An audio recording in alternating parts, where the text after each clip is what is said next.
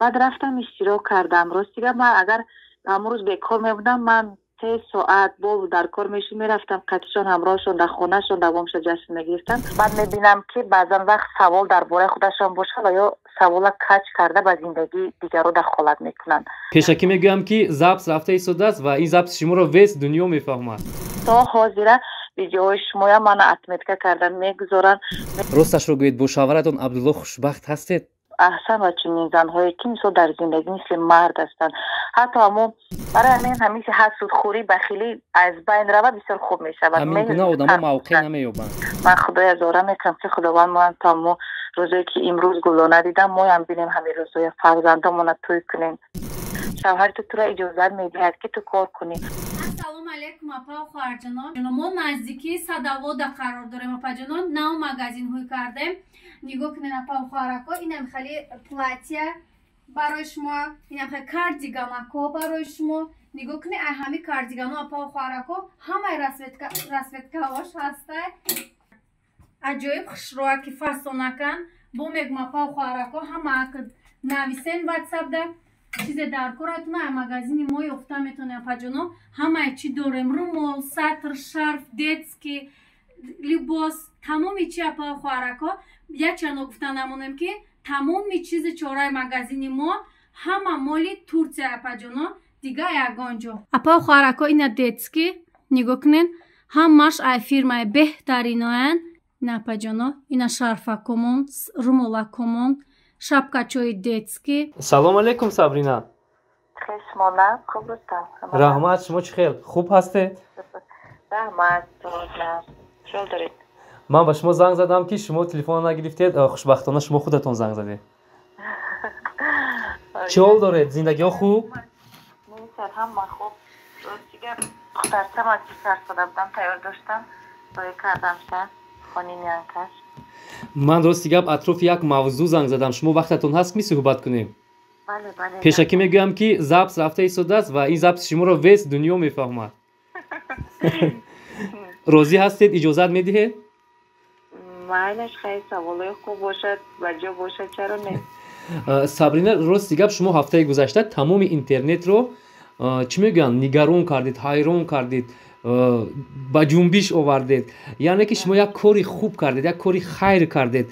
یعنی که شما با یک خاکساری توانستید که با توی یک نفر زنی روید که در زندگی دل شکسته بود، مهنتی بود، مادر یک فرزند بود و زیاد میخواست که تویش به دبدبه گذرد، ولی در همین هنگام در برش تنها شما رو دید. گرچند دیگرها هم بودن ولی نفری که هیچ وقت باور نداشت سابرینا نظری در برش بود. بسیار مینداری کرد، حتی اشک چشمانش ریخت. شما این نوار رو تماشا کردید؟ البته گپ درباره کی میرود؟ بله اپای گلدانه با سابرینا نظری رویش نقطه چیکار کردون کس؟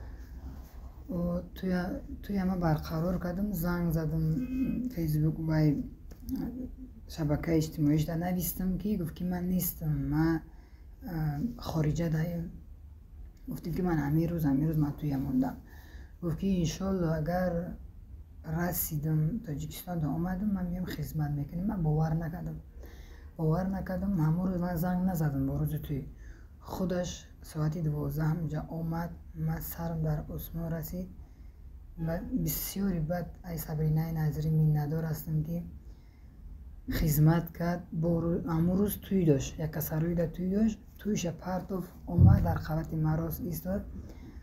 این دختر من هیچ وقت خدمتی کرد فراموش نمیکنم. نه برم زنده باشم توی فرزنداش اگر من دعوتم نکنم. من از طریق اینترنت میبینم گم مرا دعوتم نکنه میرم، حتما سورپریز میرم همچو زن میرم گفتگی میکنم در برنامه. من صنعتکاری من قبول نکنم، من میرم پس دوشم میشو توی ده و یک پا خدمت میکنم انشالله. نه برم زنده باشم. سابرینا نظری و کلتورش و فشن دیگه خیلی بله مدنیتی بالا مدنیتش بالاه. من بسیار توی ده قطعی شیشتم خستم نیکی کارم غلطید. این دفعه کارم غلطید. بسیار دختری خوب. این نوار شما رو به چی حالت رسان؟ راستی گپ من خودم انتظار نبودم که قدر مثال نسبتی من در رسم من قدر سخنه خوب میگن. میدانین رستم جان، ما همراه گلدانه بانو خیلی بعضی معرک‌ها در با خورده بودیم و خیلی سلام علیک من برنده مثال هنرمند نوبر میدادم. بعد امین طریق اینستاگرام، شبکه اینستاگرام ما یک دیگر ما نوای میکردیم با اسمایلیک های دیل و گل خیلی چی میکردیم با یک دیگر روان میکردیم. یکون نواری من محکول میشد و یا من در دیلک روان میکردن، یکون چیزی اونا من در محکول میشد من روان میکردم. کم کم همین طریق اینستاگرام صحبت میکردیم. بعد چند پیش بود که گفته بودن که من انشالله فرزندم مثلا خونه دار کنم، شما بیاین اشتراک کنین، من میخوام که شما در روز خورسندی من باشید. و من گفتم انشالله اپا جان. راستیگه بعد همه با نزدیکی وای کردن که رقمات ته زنگ زنن، من بچه من مثال خونه دار میکنم. بعد رقمم وقتی که من خارجه ده بودم، بله اویدی که آرزو دارم که خونه دار کنم اشتراک کنه در من فیلم چند قپیش گپ زده بودیم.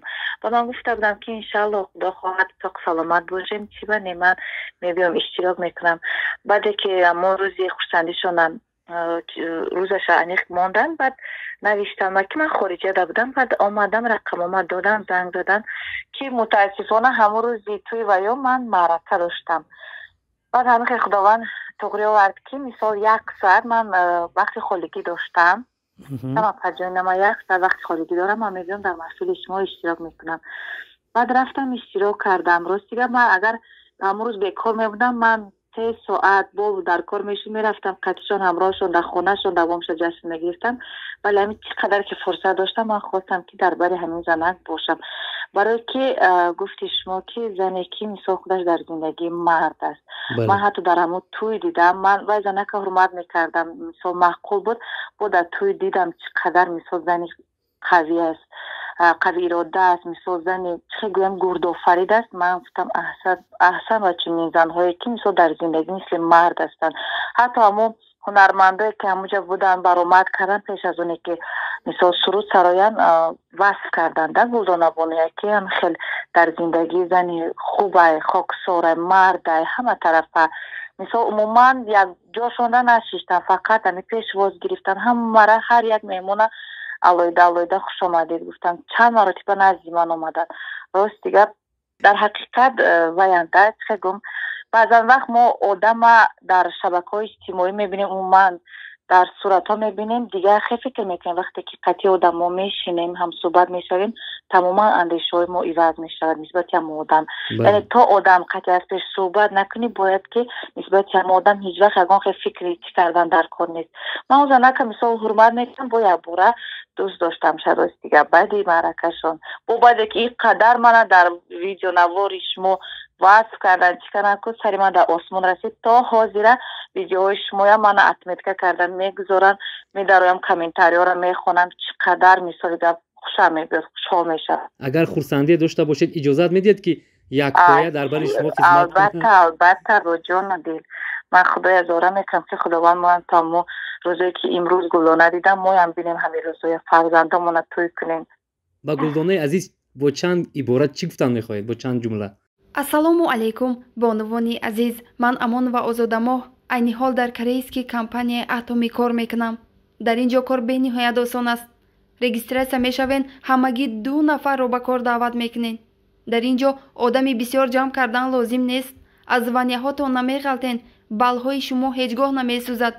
дар 6 моҳ ҳамагӣ 1 маротиба харид мекунеду халос. дар командаи ман зиёда аз 1000 нафар занҳои тоҷик кор мекунад. ман аз ин ҷо ҳар ҳафта маош мегирам. агар хоҳед ба командаи ман дохил шудан, марҳамат, номерҳое ки дар рӯи экран мебинед нависонед. корро бахубӣ ба шумо меомӯзонам ва то маошҳои хуб баромаданатон дастгирӣ мекунам. мехоҳед соҳиби анамхел маошҳои калон гардед, пас фурсатро аз даст надиҳед. биёед, ман шуморо дастгирӣ мекунам. چی گفتنیم که با بانوی عزیز که هیچ وقت گفتی گپا که در زندگی از یگان چیز دلشکسته نشوند. همه خیلی که حاضر کسب و هنرشان را پیش میبرند، همه خیلی دوام دیدن. زنی هستن که من باوری دارم همیشه خیلی موفق میمونن در زندگی خیلی که هستن مردونوار زندگی میکنن، فعالیت میکنن، همین خیلی دوام دیهن، هیچ وقت با یگون کس محتاج نگردن، نیاز به یگون کس نداشته باشن. بهترین. صبرینا جون، از بس که شما شخصی سرکار هستید و شما رو یافتن خیلی هم دشوار است، میخوایم با 4 سوالی خود جواب گیریم. شما راضی هستید؟ بله بله البته. راستش رو گویید با شوهرتون عبدالله خوشبخت هستید؟ البته من خوشبختم، خوشبخت‌ترین زنی روی دنیا هستم. دوستش می‌دارید؟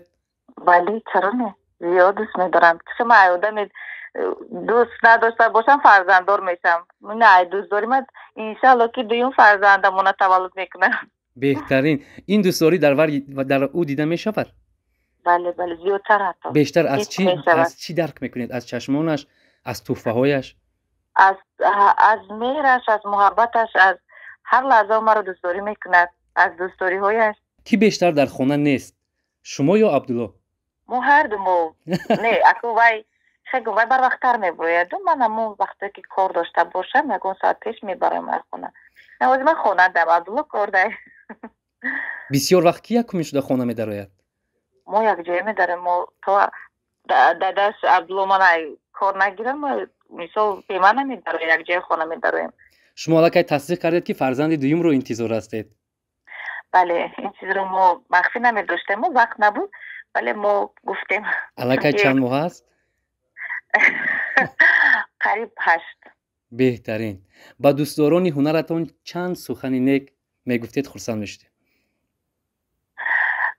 خب راستی گپ چی گفتنیم که نفرایی که مرا پیگیری میکنن، تماشا میکنن، اصلا میگم با اون نفرایی که همیشه مرا دستگیری میکنن با سخنهای خوبشان، با همون بعضی وقت میبینم کامنتاریات با دیگر نفرا بحث میکنن، طرفداری میکنن، میندار هستم. راستی گپ هر کاری که ما میکنیم، هر حرکتی ما میکنیم به خاطر همین نفرا است، بعد همین نفرا است.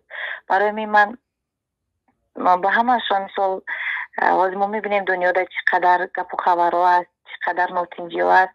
خداوند همیشه وطن ما حفظ کند، نگهبان باشد، سلامتی کسایی که بیمار داشته باشن بیمارشان شفا یابند. برای که زندگی هر یک چیزای ناگهانی دارد که یکی بر سر آدم میبرد دیگر رهگو میزنی. برای همین هممون خداوند حفظ کند و سلامتی میخوام به همه، خوشبختی، سربلندی.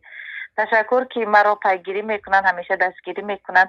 بعضا وقت من میشود که حالتی که تبم خیره ایگون کومید میشود، ایگون گپ بعدا با دیگر ویورا اسمس را میخونم با رو بلند میشوم، چون تبم خوب میشود.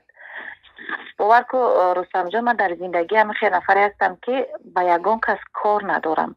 من آواره زندگی خود هستم، آواره کار خود هستم. من مثال گپ بعضی ها می نویسن که تو وای نمی برای مقصد رخصتی یا کی دیکریت. آخه میگه که من در صحنه جوی یگان کس وای کرده باشم، تنگ کرده باشم.